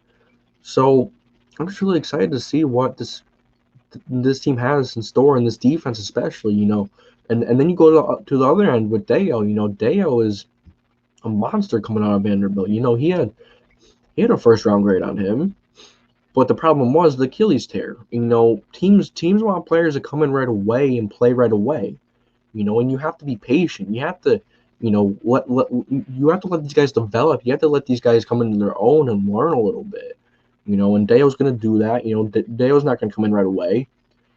But he's going to come in when he is healthy and learn and become a really good pass rusher. And then you have your guys in Kamal Ture. I think Kamal Ture is going to be a really good player next year. Actually, I think he might. He's going to be a really good player. He's had that problem with that ankle injury. Versus the Chiefs, I think he tore his Achilles or a ruptured Achilles or something like it that he had. And then last season he struggled. Because he wasn't right all season. Chris Ballard and Jim Irsay and such came out saying that he had to get a second surgery this offseason. And that's what's gonna have to this is really his chance to really come out and show. So I think this Colts team definitely, or this pass rush has the ability to come in and be an extremely solid pass rush for this Colts team and make a big difference. And I'm excited to see the difference that Colts pass rush is going to make, Then you have your guys, Ben Bendigo, who I forgot to mention. Ben Bendigo, former second-round pick. Chris Bauer isn't really that high on him. Matt Eberflus isn't really high on him right now because, he's not working hard. If you're not going to work hard in practice, you're not going to get playing time. That's just how Matt Eberflus and Chris Bauer roll, and Frank Reich. If you don't work hard in practice, don't even think about trying to get, some good reps in an actual game. And then you have your guy in Taekwon Lewis, who I have to mention as well. When we first drafted him, he had a lot of praise coming out. He didn't do anything amazing. Yeah, let's go Colts Nation. Eric Fisher coming into Indy, gonna be one of the best offensive lines in the NFL. Really excited to see that. But yeah, really excited. I'm just really excited for this team, man. Really excited. And now we're gonna go back to the pass rushers a little bit. Taekwon Lewis. He's not really an amazing dude at anything, but he's really solid at everything. He doesn't have a strength, doesn't have a weakness really. He's kind of a jack of all trades, kind of like Jack Doyle, but on defense, in a whole different position. But he does everything decent, but nothing insane. So I'm excited to see him come back in and work because he has some competition now. Everyone has competition, and Chris Ballard isn't going to shy away from competition. It doesn't matter if you spend a third, a first, a second, a third round pick on a player. You're going to come in and you're going to go and get competition to make these guys play to their best ability, to really work their butts off. I think we're going to go throw more deep balls than last year. Yeah, I agree. I think we're going to throw more deep balls as well because this offense is really going to open up. And now with the signing of Eric Fisher, it's going to make this offense even better. And people are really underestimating this roster, and this offense especially. If you look at the receivers, you're always having people out there saying, we need a receiver, go trade for Julio. No. How would you guys feel? Do you guys want to trade for Julio? Type Y for yes, or N for no, or whatever. I say no because, we have young guys that are capable. First I want to get out of the way with Michael Pittman Jr. The dude is ready to be a number one receiver. Pittman is going to be that jump ball guy for Carson Wentz. He's going to be that really good receiver for Wentz. And, that's going to be one of the reasons we take more deep shots. And I want to ask you guys some questions. If you think about it, Michael Pittman, in the Colts' 3 biggest games last year, what were they? The Titans, the Packers, and, of course, the playoff game in Buffalo. What were Michael Pittman Jr.'s 3 biggest games? He played a really good game in the Titans game. He really showed out in the Thursday night game. And then you had the Packers game, which was a huge game. Really showed out in that game. Scored his first touchdown, made a big difference in that game. And then the Bills game, Michael Pittman Jr. really showed the ability to really show up most when it matters most. And no one really talked about that much, and that's something I noticed. You want your players to be their best when it matters most in the biggest games. And without Michael Pittman Jr. In that Buffalo game, there are so many third downs and there are so many third and fourth and so many downs that we don't convert without him. Granted, there are other receivers that can make plays, but Pittman was the one who made those plays and who was there.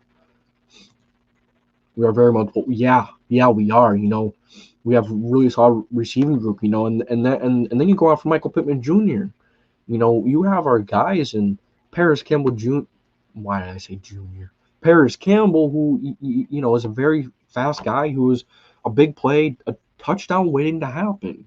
He has been on the unlucky side so far. That is without a doubt. With all the injuries and such, but when he did play, he showed that he could be very dynamic and make a big difference in this offense. People are definitely underestimating his ability to do that. And the underestimation, it's logical to have it there. It's logical to have that doubt. It's it's an arguable, it's a valid, argument because of his injury. It's scary. It's hard to rely on him right now. But and then to our other receivers and Ty, definitely not in his prime anymore. He's definitely lost some speed. That's without a doubt. I love Ty. He's definitely one of my favorite players. As Colts Nation knows, bring Ty home, the Twitter thing. That was awesome to see. He deserves that, and he came back to the Colts on a deal that was much lesser than the deal that Baltimore offered him. Baltimore offered him pretty hefty deal, pretty lucrative deal. I think Campbell's going out. Yeah, I really hope so. Campbell has the ability to be an extremely solid receiver, an extremely solid, guy in this league that can make a big difference. People aren't talking about him enough. Like I was talking about Ty, he's definitely lost some speed. He's definitely lost a little bit. And that's without a doubt. And, it showed last year when, the Colts, his snap counts definitely decreased. They were playing guys like Campbell more. They were playing guys like Pittman more. They were playing guys like Zach more. Ty definitely had one of the lower snap counts for the receivers out of those guys. And, don't get me wrong, I love Ty, but he's definitely coming to the end of his career, and that's without a doubt. And it sucks. It sucks to say that, but that's the truth. That's the reality. But yeah, so those top four receivers, and Pittman, Pascal, Hilton, Campbell. I almost forgot about the guy that I was saying that's going to be a solid guy. There's all those solid options there. And then you have your other guys. You have your Des Patman, who was drafted last year. I'm not a big fan of him because there were plenty of times where he had the chance to take that step up. Maybe come onto the active roster when we had all those injuries to Campbell, Hilton. We had all those injuries to Campbell, Hilton, and Pittman all had injuries. Arguably our top three receivers. So we do need some reliability at the receiver position. Like, we need to know, like, we need to make sure these guys stay healthy, and I think Pittman will. I think Ty will most likely stay healthy. Zach Pascal has been very healthy. T.Y. Hilton has been on the injury side lately, but he's getting older. It's gonna happen, unfortunately. It's the harsh reality of the NFL and the way this world works. Yeah, and then you have your DeMichael Harris's. You have your Tyler Vaughns, who is actually a non-drafted free agent, who I'm actually really excited about, who might have a chance to really make the roster. And you have your Mike Strachan's. Mike Strachan's gonna be a good guy. He's a big jump guy receiver. He might be a practice squad guy, just like Tyler Vaughns. All these guys, some of these guys might be practice squad guys. And then you have your guys in Ashton Doolin. I don't know if he's gonna be back.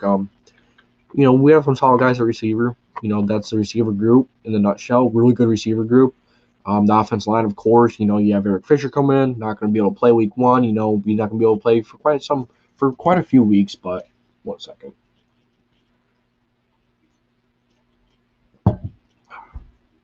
Okay, not going to be able to play for quite some time to start the season because the Achilles tear is serious.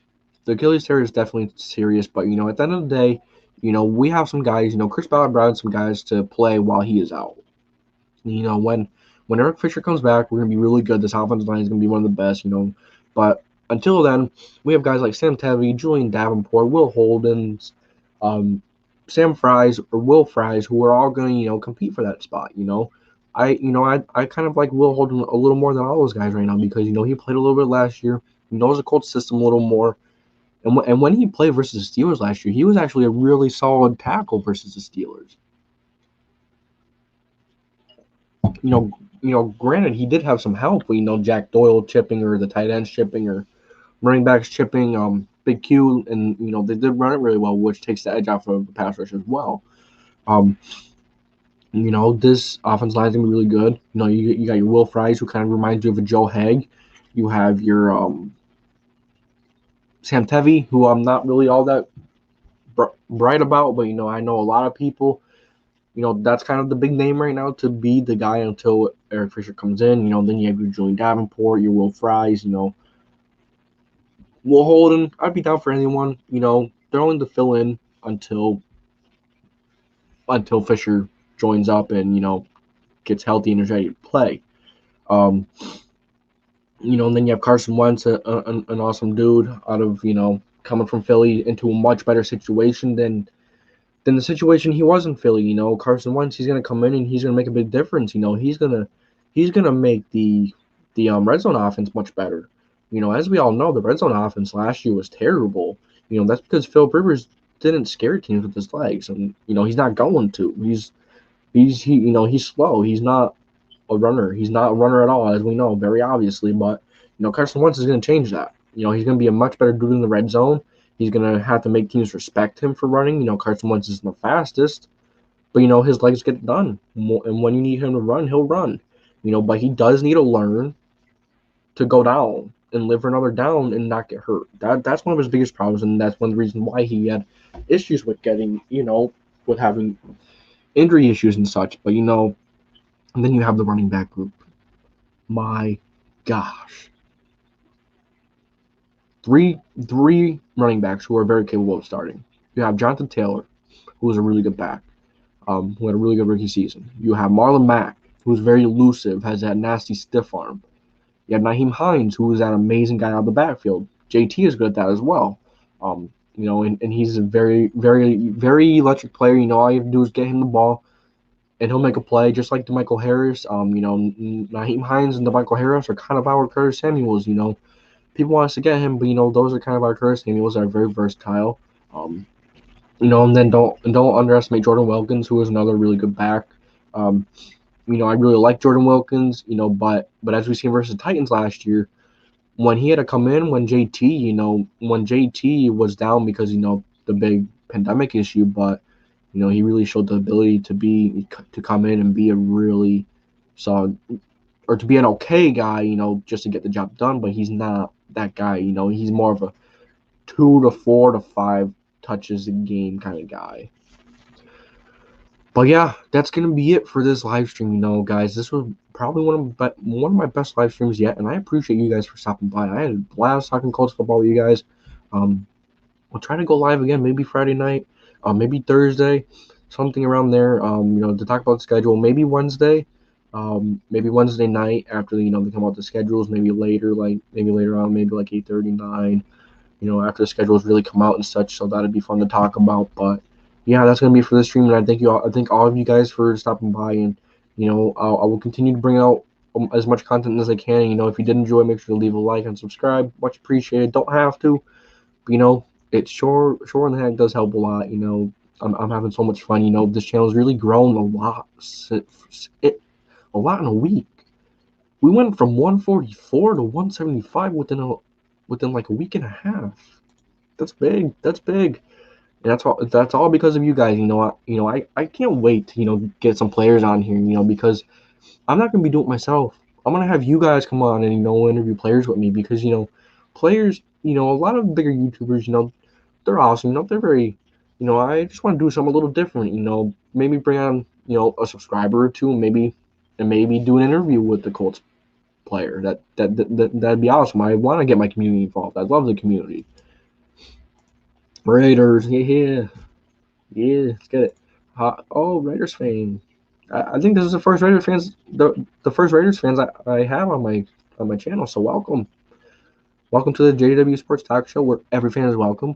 But this is the end of the stream, because I was streaming for quite some time, and I do have to get some schoolwork done. I have some schoolwork I have to finish up.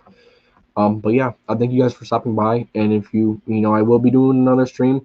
Maybe this weekend, maybe next weekend, just to, talk about the schedules. We'll talk about the Raiders schedule. I'll be answering your guys' questions. We'll be talking about the Colts schedule, the AFC South. Derek Carr, yes, sir, very underrated. I love Derek Carr. But yeah, I thank you guys for stopping in, and that's going to be it for this live stream. So I appreciate you guys for tuning in. And as always, catch you later.